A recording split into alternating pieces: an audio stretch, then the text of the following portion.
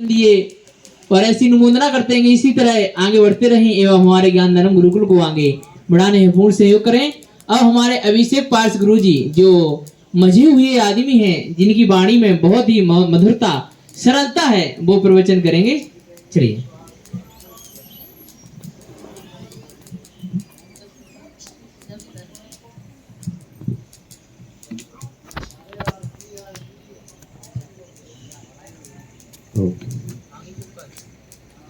सभी बच्चों ठीक लग रहा है बैठ करके? सीधे बैठ जाए और हम सभी मंगलाचरण करेंगे।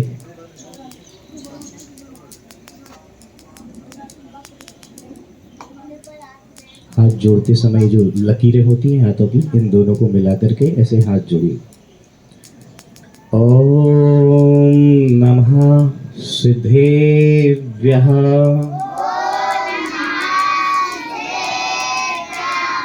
नमो अरिहन्ताणं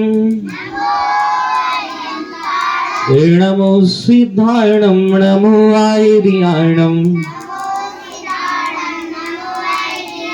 नमो वज्रायाणं नमो लोए सौवसाहुणं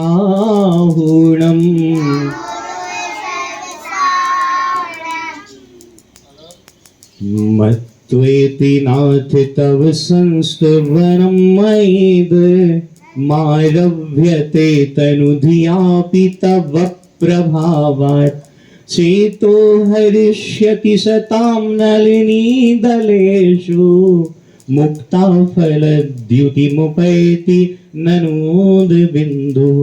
विश्व शांति प्रदाता सुनपुरा के बड़े बाबा मूल नायक ब्रिज नायक श्री शांतिनाथ स्वामी की जय। चिंतामणि श्री पार्श्वनाथ स्वामी की जय।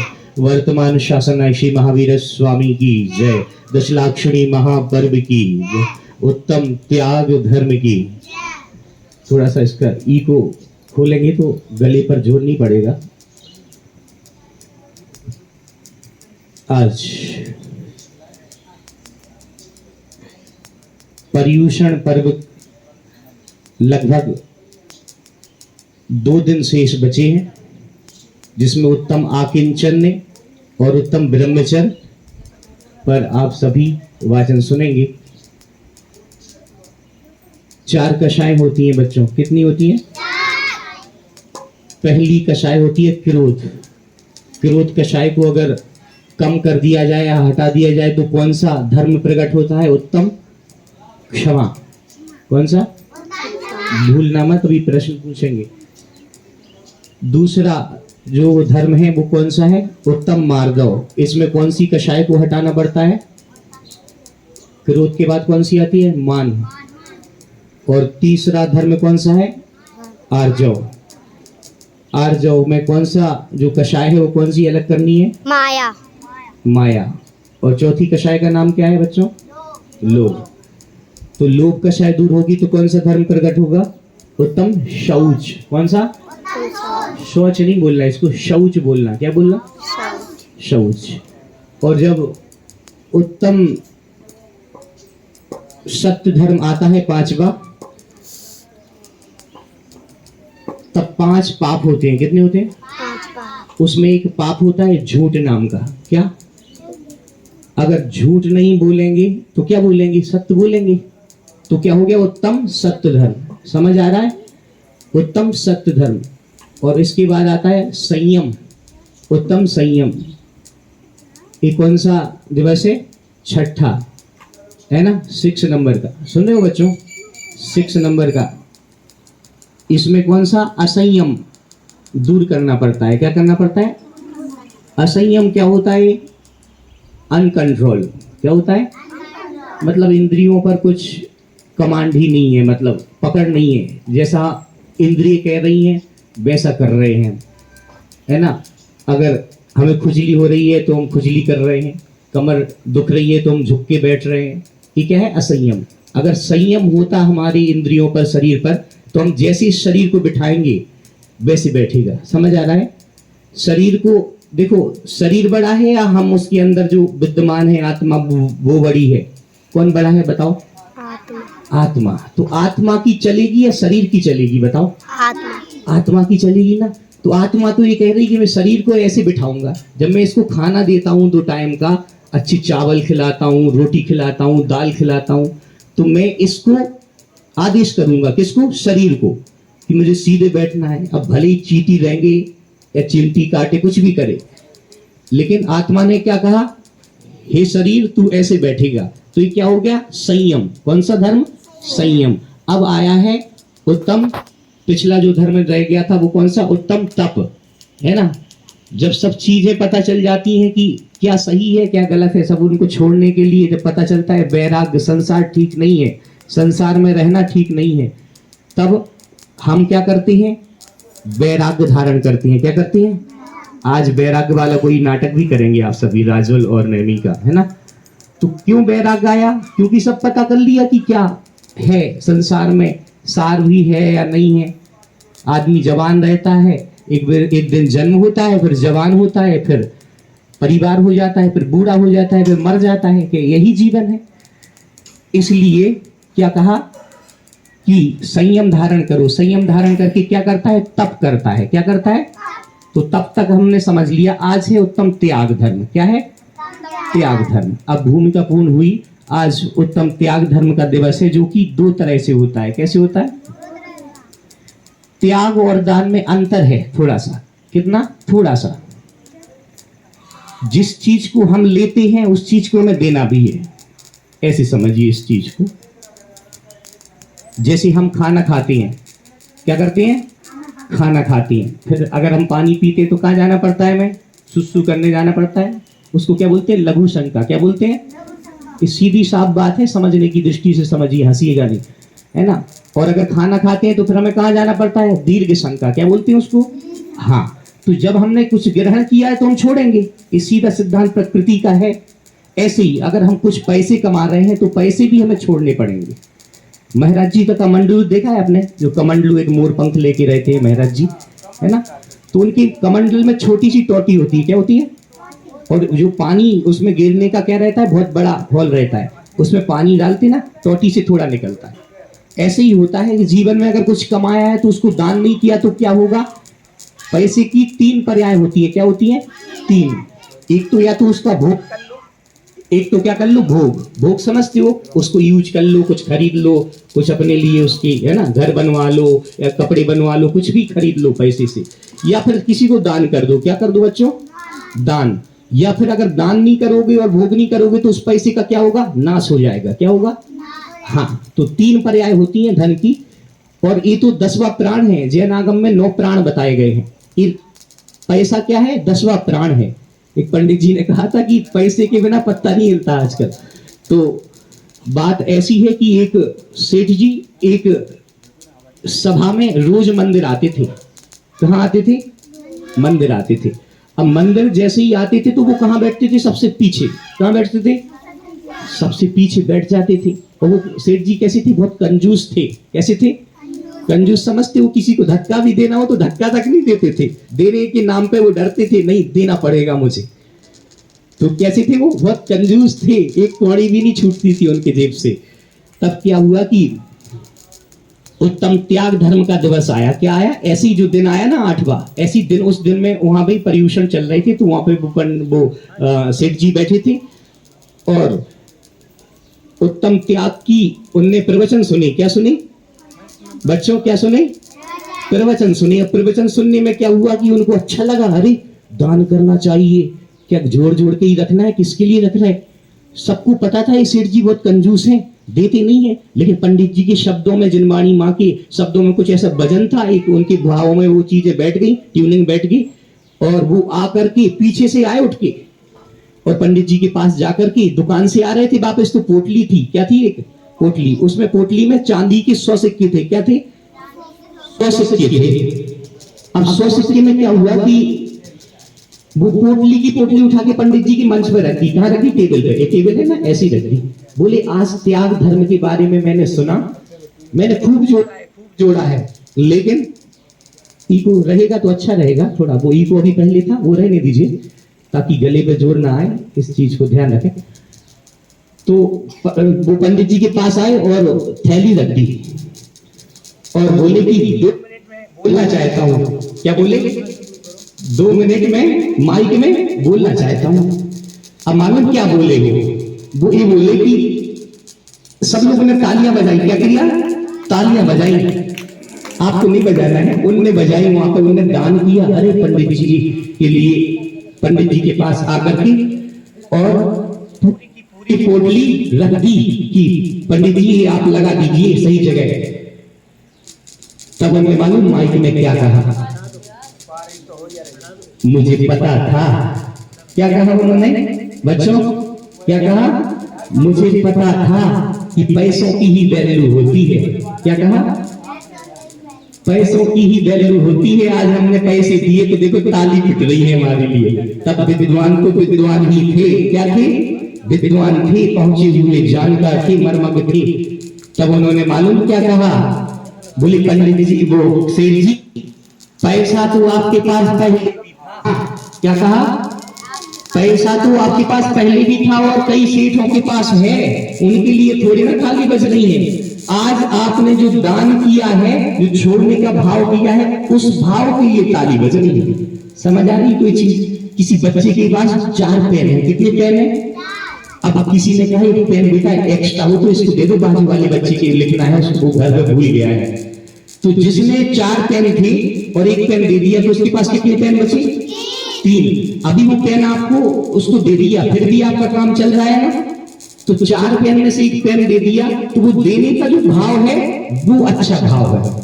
कौन सा भाव अच्छा है? जो हमने दिया, जो दिया है उसमें जो भावना आई, उस भाव के लिए ताली बजी है। ना कि पेन तो आपके पास 4 पहले भी थे, आज रखी है, कल गुम जाएंगे, कहीं खराब हो जाएंगे। लेकिन जो देने का जो भाव आता है उसको कहते हैं दान। क्या कहते हैं? क्योंकि किसी दूसरे का उपकार हो। त्याग तो अगर गाय भूसा खाती है, घास खाती है तो दुग्ध तो वो देती है। क्या देती है? दूध देती है। क्यों देती है? क्योंकि वो घास खाती है। अगर कोई जीव कुछ ग्रहण कर रहा है तो वो छोड़ेगा। एक त्याग धर्म का आज का मुख्य मौलिक उद्देश्य है।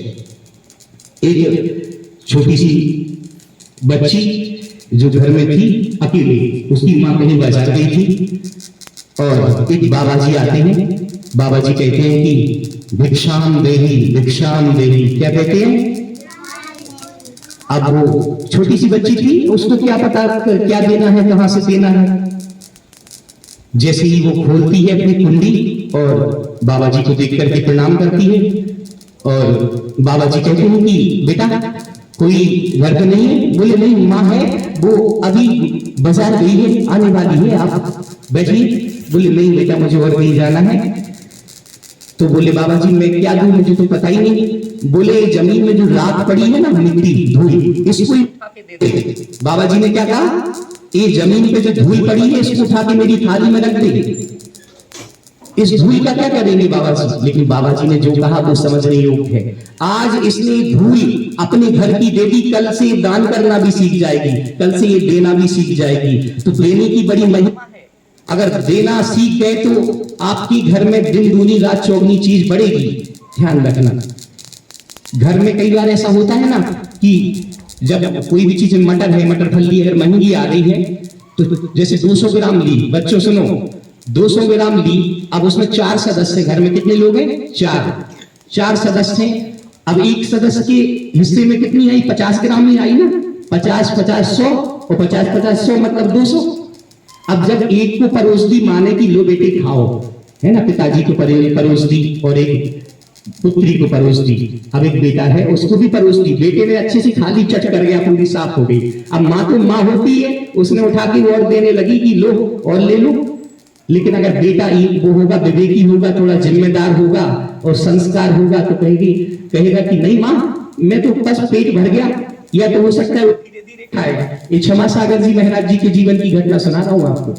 उन्होंने कहा कि जब महंगी आती थी शुरू में, बहुत पहले की बात है, तब उन्होंने धीरे से थोड़ी ले ली और थोड़ी थोड़ी खाने लगे कि नहीं तो अभी खाली हो जाएगी कटोरी, तो माँ रख देगी अपने हिस्से की। नहीं भैया, जब 4 लोग हैं, 200 ग्राम आई है तो सबके हिस्से में 50 50 ग्राम आई है, तो 4 लोगों को ही होना चाहिए। हमने तो अपने हिस्से की खा ली। ये सरलता वाली बात है। इसको भी एक तरह से हम अपना त्याग मानेंगे कि हमने देखो चाहते तो हम चारों कटोरी चट कर जाते, खा सकते थे और पेट में जगह थी, लेकिन नहीं, हमारी स्थिति इतनी आई है तो इतनी खानी चाहिए।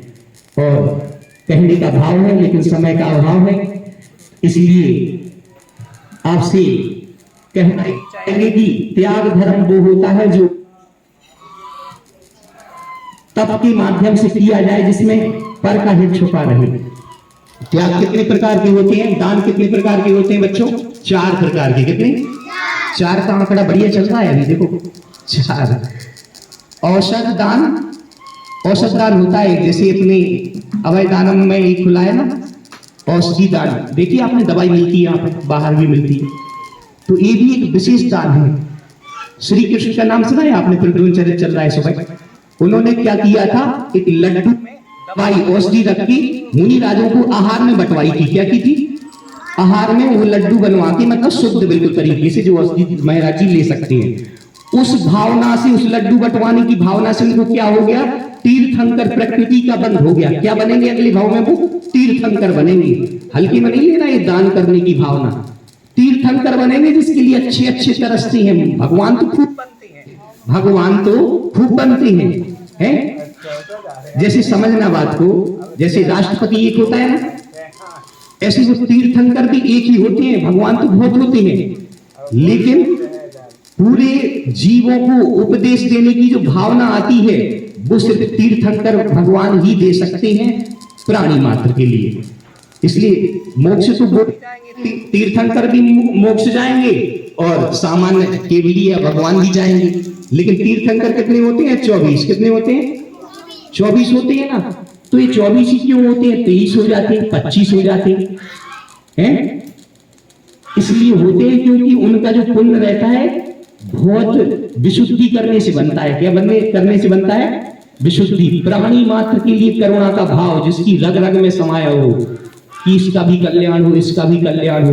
जो विश्व शांति के लिए हम पढ़ते हैं ना सुबह शांति धारा, ऐसी महान शांति धारा जब दिमाग और दिल और दिमाग में चलती रहती है, एक एक जीव खुश रहे, एक एक जीव का कल्याण हो, ऐसी भावना जब जो जीव रखता है उसको मिलता है वो तीर्थंकर प्रकृति, वो श्री कृष्ण को आगामी भाव में मिलेगा।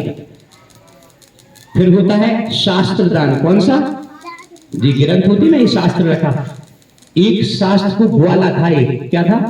ग्वाला। ग्वाला समझते हो? गाय चराने वाला। उसने शास्त्र उसको मिला था कहीं, तो उसने शास्त्र लेकर के किसको दिया था? एक मुनि महाराज को दिया था। किसको दिया था बच्चों? मुनि महाराज को। मुनि महाराज को देने से, शास्त्र देने का फल बता रहा हूं मैं आपको। शास्त्र देने से क्या हुआ? शास्त्र देने से वो क्या बन गए? कुंद कुंद भगवान बन गए। क्या बन गए? कुंद कुंद महाराज बन गए, बड़े वाले जो जिनने समय सार आदि जो बड़ी बड़ी ग्रंथ लिखे हैं ना, वो महाराज बन गए। क्या देने से? शास्त्र देने से। एक ग्वाला था, जा रहा होगा गाय चराने, कहीं मिल गया होगा, उसने कहा ये महाराज जी के हिसाब का चीज है, उसने उठा के दे दिया कि सादर भेंट कर दिया। इतना पुण्य फला कि वो साक्षात कुंदकुंद स्वामी बन जाते हैं। अभय, अभयदान। अभय का नाम तो सुना होगा आपने, अभयदानम सुना है। संस्थानम मतलब समझ में आ रहा है? संस्थानम पढ़ते तो है संस्थानम। संस्थानम मतलब होता है इंस्टीट्यूट। अंग्रेजी में क्या बोलते हैं? इंस्टीट्यूट। क्या बोलते हैं?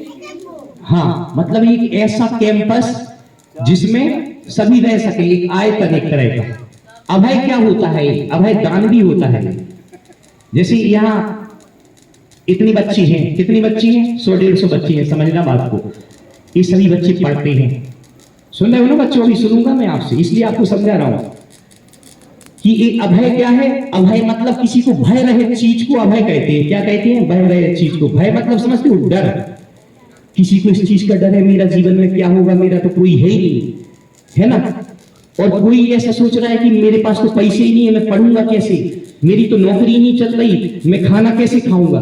तो अभय का मतलब समझिए, ऐसे कोई महाराज हैं, वो अकेले हैं, उनका घर बार छोड़ के आ गए, तो अपना घर है तो उनके घर में रुकने की व्यवस्था करा देना, उनके लिए आसन दे देना, ये भी एक अभय है। इसको बसती का दान भी कहते हैं। क्या कहते हैं? बसती का, रहने की, ठहरने की व्यवस्था। तो अभय जो है यहाँ पे एक तरह का अभय नहीं है, चारों तरह के अभय है। कैसे? औषधि, किसी को कोई बीमार पड़ गया, जाओ औषधालय भी है। समझ आ रहा है बच्चों? सुनना है ना? अभी प्रश्न पूछूंगा, इसलिए आपसे बारंबार कह रहा हूं। और शास्त्र, अगर किसी को ग्रंथ पढ़ना है, कोई पुस्तक पढ़ना है, तो यहाँ लाइब्रेरी भी है, हस्तलिखित शास्त्र भी मिलेंगे आपको संस्थान अभयदानम में। और तीसरी औषध शास्त्र अभय, और कोई भी अगर रहने की व्यवस्था नहीं है कहीं, तो यहाँ व्यवस्था भी है आपको, बड़ी बड़ी झोपड़ियां बनी हैं, आप देखते हैं यहाँ पे। आहार, और किसी को भोजन करना हो, शुद्ध खाना, तो यहाँ पे भोजन की भी व्यवस्था है। इसलिए संस्थानम अभयदानम इसका नाम पड़ा। क्या पड़ा? संस्थानम अभयदानम। अब भूल मत जाना, मैं कभी भी पूछ सकता हूं, कोई भी पूछ सकता है क्यों पड़ा संस्थानम अभयदानम, क्योंकि यहाँ पे चारों दानों की व्यवस्था है। यहाँ पे दान मिलते हैं, ध्यान रखना, यहाँ से दान कोई यहाँ दे जाए तो वो एक खुशी की बात है, उसकी मर्जी, लेकिन यहाँ उसको ही दान मिलते हैं। कोई भी जीव आएगा तो उसको चारों तरह के दान मिलेंगे यहाँ पे। कौन सी? औषध, औषधि दान, शास्त्र दान, अभय दान और आहार दान, ध्यान रखना। इसलिए संस्थान अभयदानम का नाम एक प्रचलन में है। आप इसका नाम को, सार्थकता को समझें कि क्यों नाम इसका ऐसा है। यहाँ चारों तरह की व्यवस्थाएं हैं, और जीवन में हमारा जो तप किया है, उस तप के माध्यम से जब भी हम बैठे कहीं भी ध्यान करने के लिए, जैसे किसी व्यक्ति ने 1000 रुपए दान कर दी, एक दान ऐसा भी होता है, अरे मैंने तो 1000 रुपए दान किए थे, हमारा तो नाम ही नहीं बोला, तो एक तामसिक दान है। कौन सा दान है? तामसिक, ध्यान रखना। और एक व्यक्ति ने 1000 रुपए लगाई, बोले अरे इसने 1000 लगाई, मेरे 2000 लगा दो। अरे नहीं नहीं, बोली बढ़ गई, वहां 2000 की कर दी उसने। अरे बोले नहीं, मेरी 3000 की कर दो। ये क्या है? अहंकार वाला एटीट्यूड। कौन सा एटीट्यूड? अहंकार वाला। अरे मेरे पास पैसा है, लगाओ, 3000 नहीं 4000 लगाओ। ऐसी बुद्धि से भी दान नहीं करना चाहिए। दान तो वो होता है जिससे हमारा खुद का भला हो, दूसरे का भी भला हो। इसी मंगल कामना के साथ सभी को जय जिनेन्द्र। अब हमारे आदरणीय भैया जी बोलेंगे।